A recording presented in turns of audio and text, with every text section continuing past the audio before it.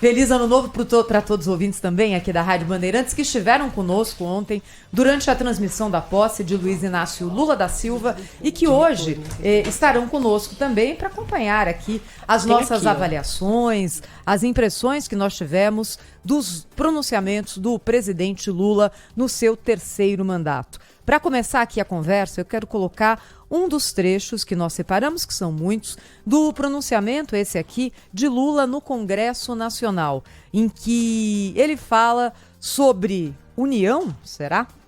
Compreendi desde o início da jornada que deveria ser candidato por uma frente mais ampla do que o campo político em que me formei, mantendo um firme compromisso com minhas origens. Esta frente se consolidou para impedir o retorno do autoritarismo no país. A partir de hoje, a lei de acesso à informação voltará a ser cumprida.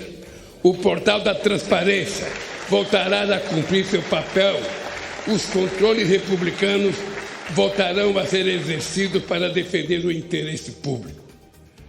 Não carregamos nenhum ânimo de revanche contra os que tentaram subjugar a nação a seus desígnios pessoais e ideológicos, mas vamos garantir o primado da lei.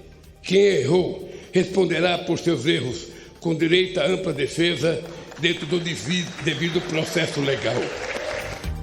Nos dois pronunciamentos, tanto no Congresso Nacional quanto depois no parlatório, no Palácio do Planalto, Lula oscilou entre dois discursos. Entre um discurso de união nacional, disse literalmente que será o presidente de todos os brasileiros, que o Brasil é um só, uma grande nação, mas também, por muitas vezes, criou aquele discurso de destruição do governo anterior, do governo Bolsonaro, para se apresentar como o redentor, como aquele que vai recuperar a terra arrasada que ele teria herdado. Esse é um instrumento da retórica política muito usado, acho que é o mais comumente usado em todo início de governo.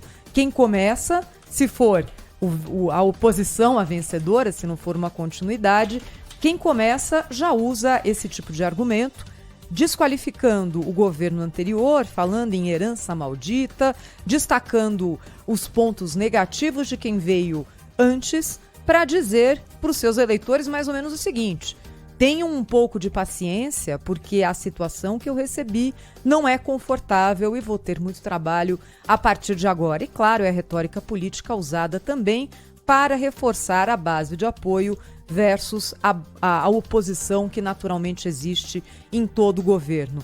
Acompanhando, e ontem, Bruna, Sabino, nós colocamos aqui trechos dos discursos de posse de Lula em 2013 e 2007.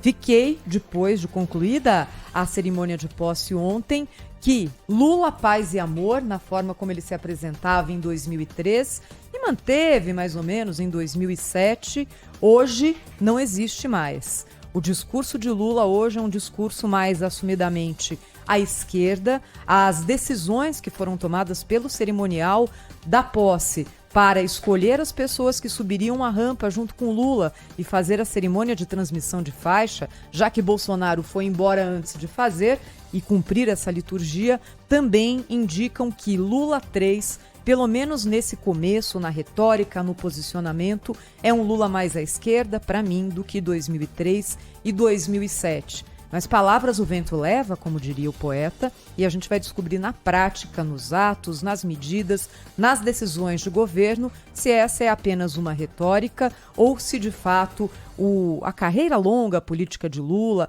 a passagem dele pela prisão, esse retorno nessa reviravolta histórica deixaram no presidente marcas que o aproximam mais da corrente política com a qual ele começou a sua carreira lá no Sindicato dos Metalúrgicos do ABC.